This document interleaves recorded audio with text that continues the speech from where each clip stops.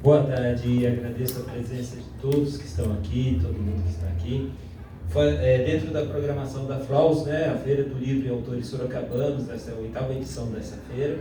Nós estamos aqui no Sesc Sorocaba e nós vamos ter agora o lançamento de 2 livros, Nho Bosco, de Elcio Mário Pinto, né, que é este daqui, e O Maluco Pensante e as Necessidades da Vivência, de Helder Bonanetti.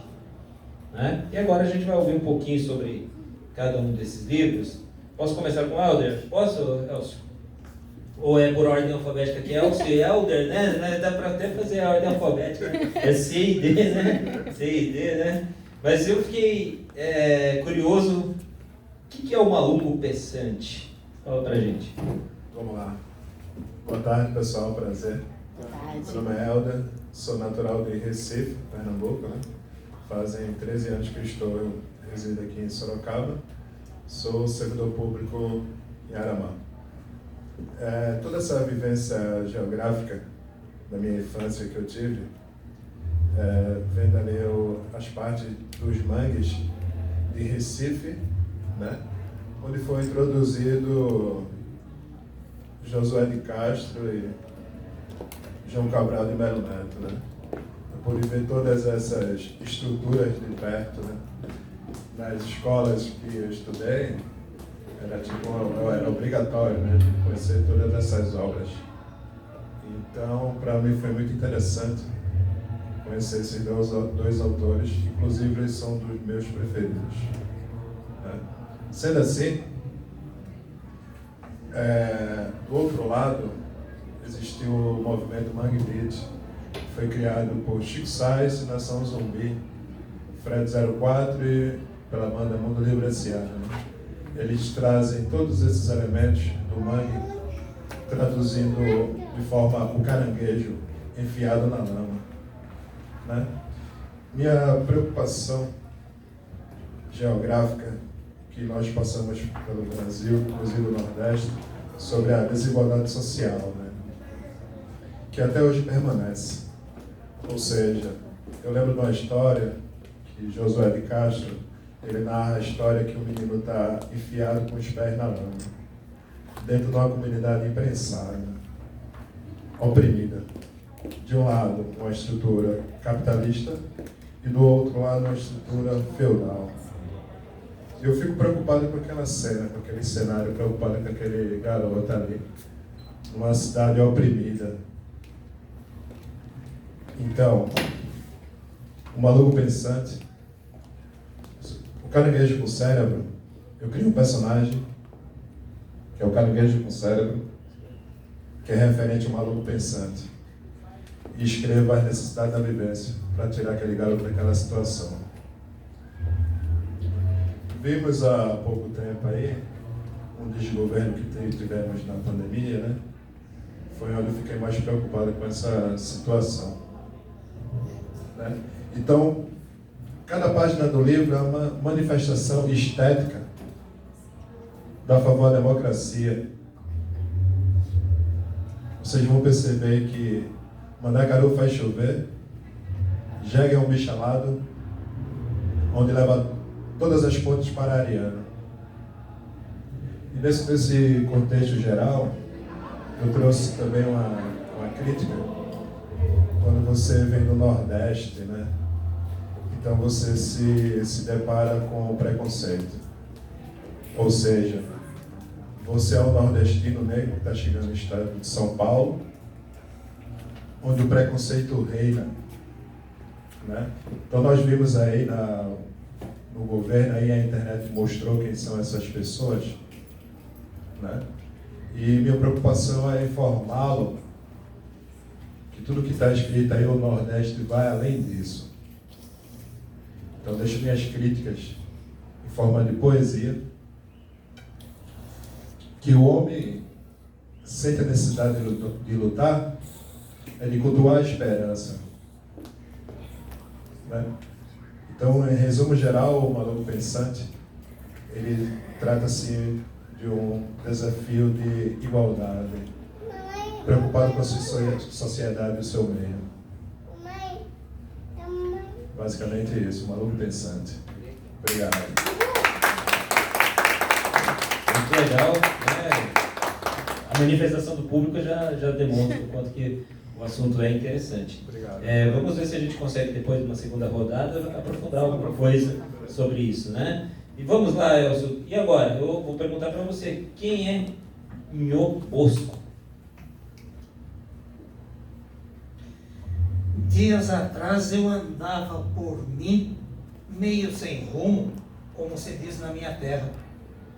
Uma tristeza vinda de não sei onde, parecia que me engolia em cada canto de esquina que eu quebrava.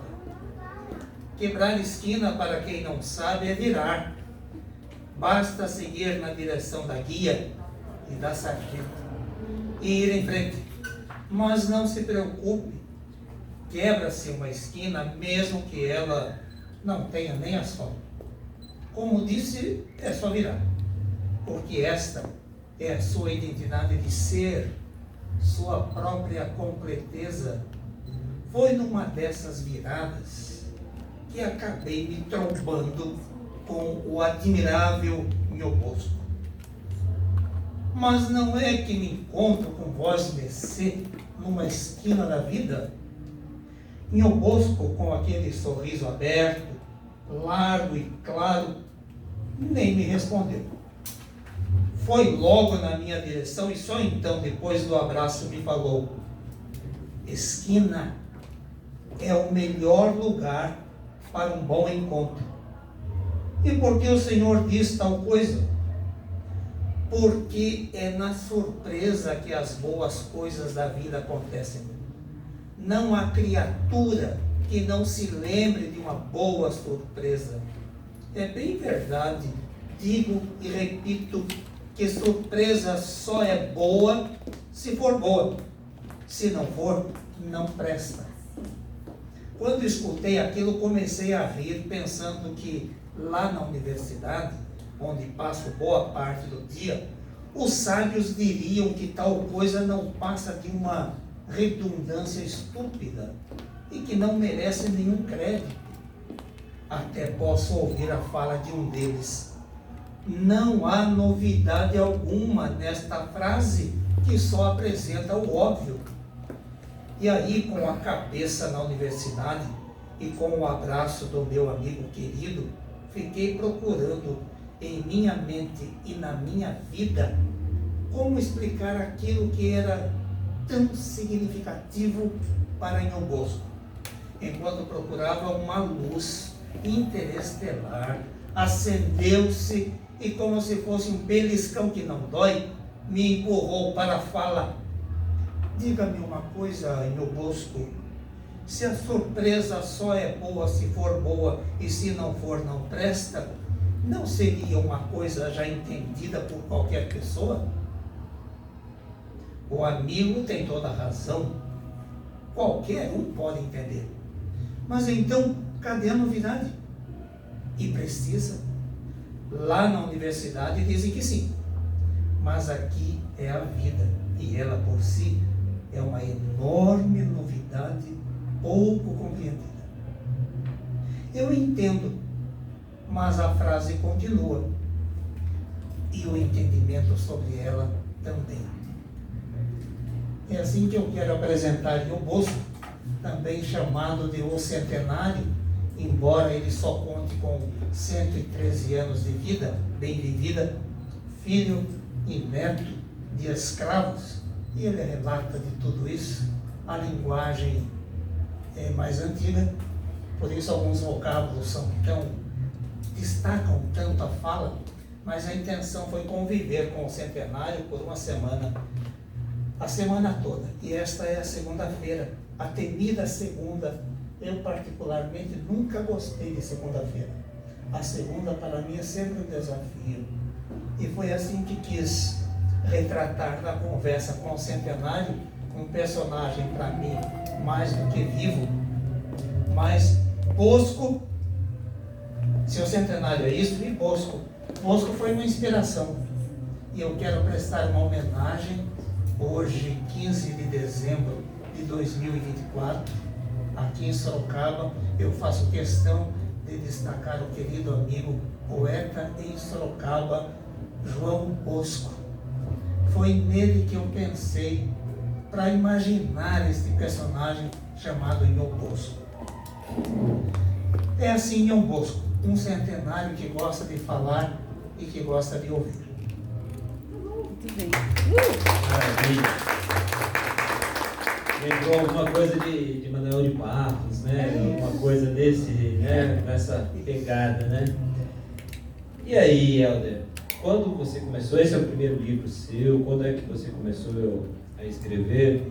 E outra coisa, o Maluco Pensante, a gente pode dizer que ele é uma espécie de um libelo à liberdade, ou a busca pela liberdade?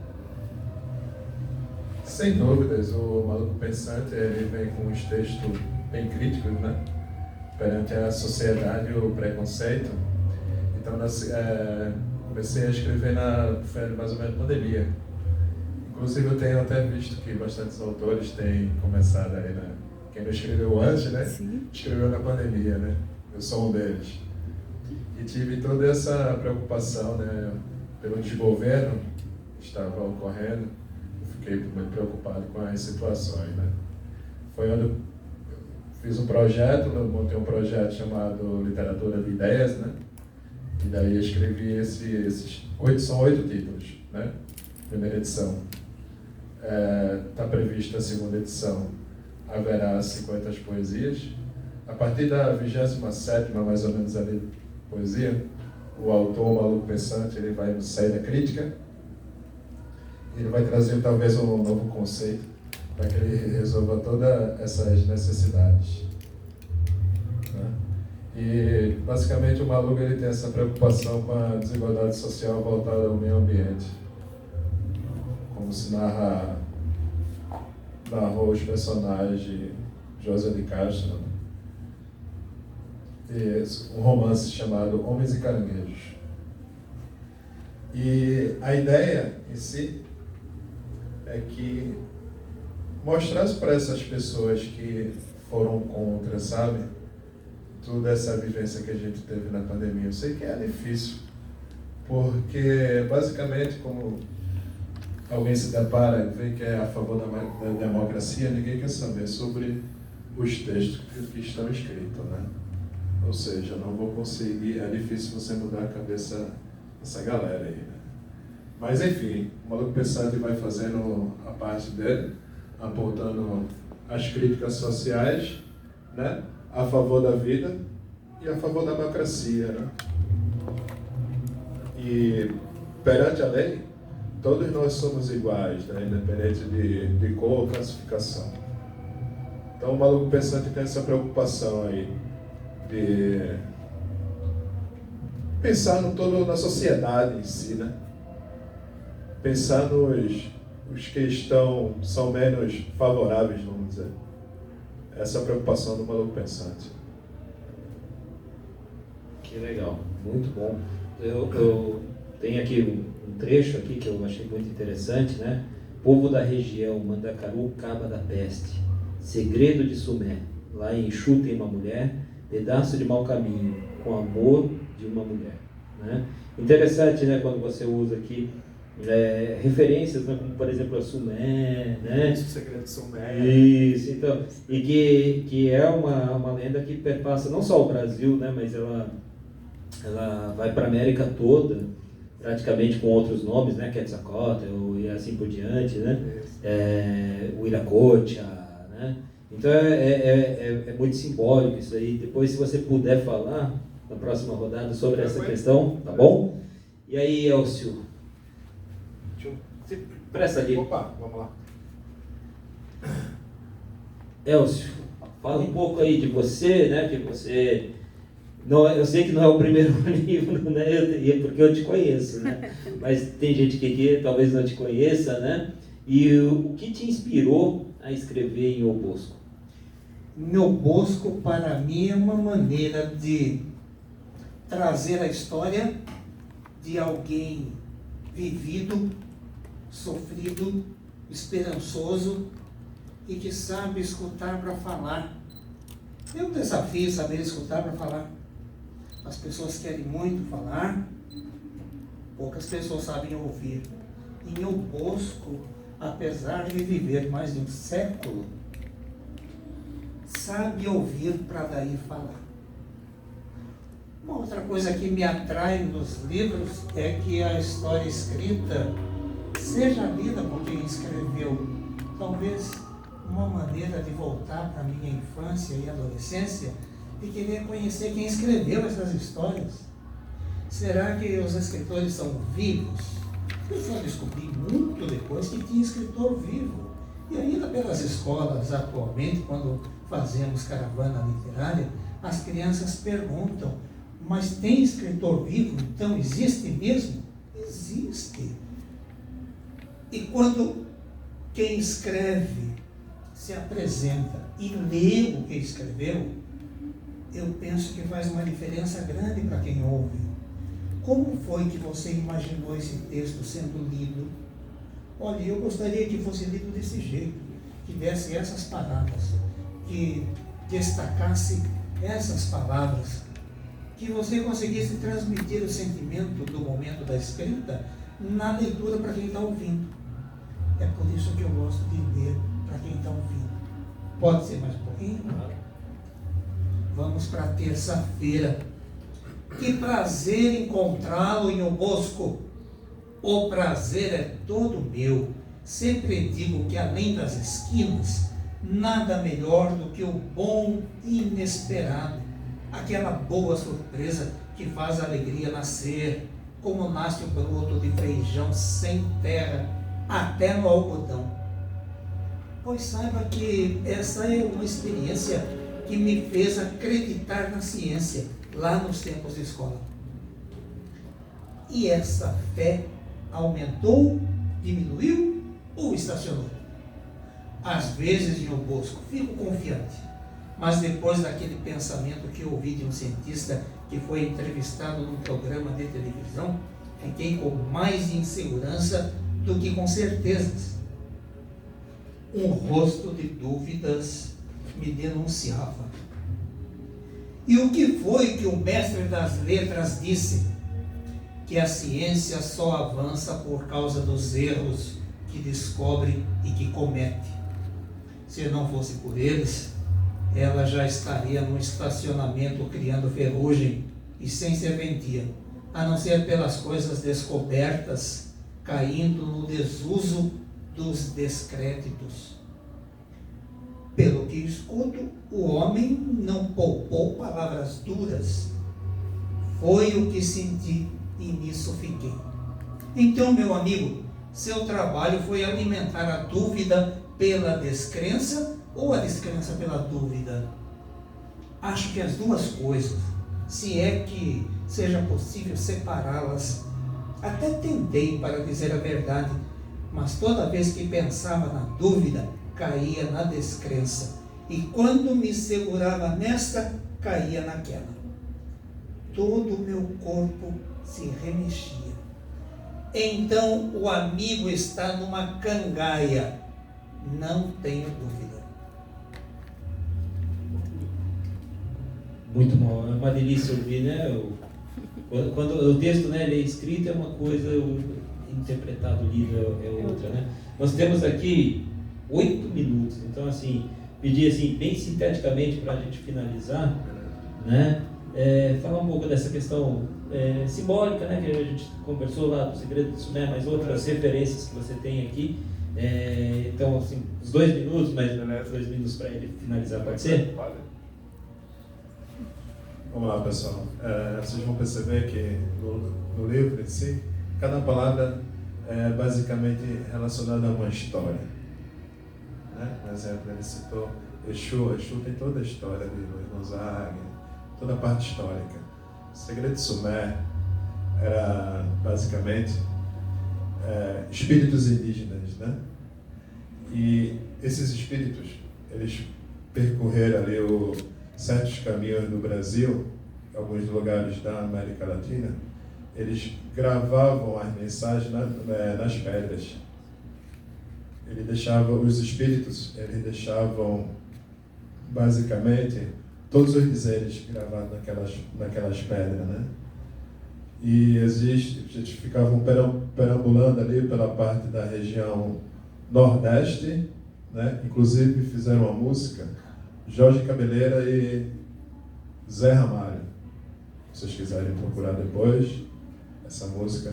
E depois de muitos anos, quando eu conheci essa música, eu pirei na história, comprei um livro e comecei a estudar toda essa história aí do Segredo de Sumé. É bem interessante, né? E o livro, ele traz vários personagens do Nordeste em si, né? Tem uma sacada bem interessante. Então vocês vão perceber que a autocrítica em si, do preconceito, foi eu demonstrar toda todos esses artistas, né? Todas as histórias envolventes no Nordeste que temos, né? A favor da cultura, né? E do pensamento crítico do maluco pensante. Obrigado.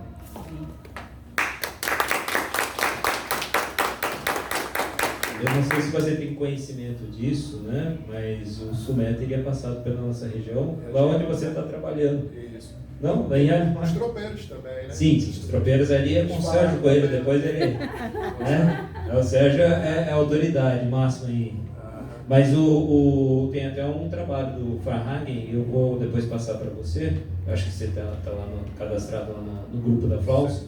Eu vou te passar, ele tem um texto antigo sobre o Sumé. Legal. Porque ele se interessou justamente porque era uma lenda de que o Sumé passou por ali. Teve um documentário, não é isso? O documentário eu desconheço. O Farhagen é do século XIX, né? É um livro antigo, inclusive pouco conhecido, um texto pouco conhecido dele, mas ele fala sobre o Sumé. Tá bom? Legal. E aí, Elcio, para encerrar então.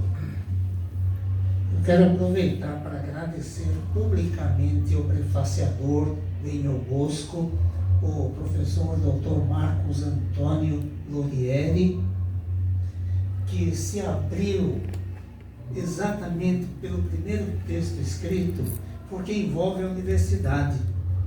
E Inho Bosco pede para que o interlocutor leve aquelas reflexões para a universidade, que era o ambiente dele. Então, ao Marcos Lorieri, toda a minha gratidão por um apoio tão importante. Ele que é dedicado à filosofia, especialmente à filosofia para criança. E para concluir, num mundo sem canto, porque o redondo não espeta, 3 vezes diz o homem abraçado ao tempo, que para aprender é preciso conviver e observar. Muito obrigado.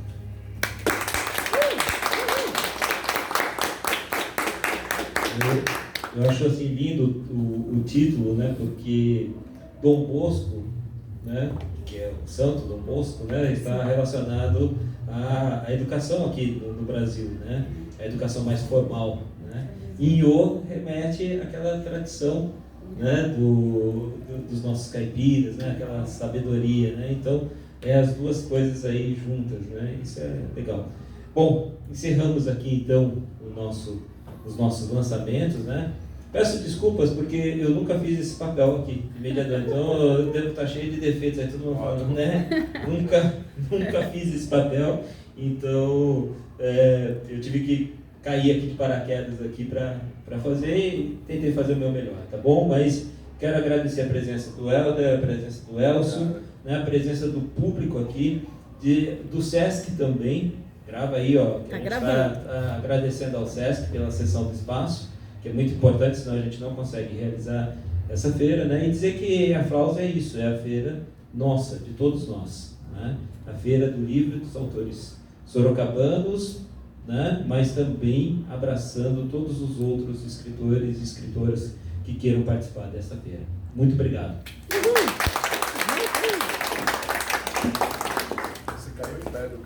Caiu em pé do paraquedas. Que bom, né? E não teve nenhum acidente, né? Que isso que é melhor. Caiu de pé. Quero falar. Elcio, como foi esse momento para você? um belíssimo evento, Acho que é moça do infantil lá ali, né? lançando presencialmente em O Bosco, com o prefácio do Marcos Lorieri, inspiração de Bosco no querido amigo Bosco da Cruz, aqui de Sorocaba, São Paulo, neste 15 de dezembro de 2024 no Sesc. Drica, muito obrigado pela gravação, pelo apoio e obrigado também ao Carlos Cavalheiro, que embora tenha debutado na mediação da apresentação, foi muito bem. Gratidão, Elcio. Obrigado, Parabéns. gente.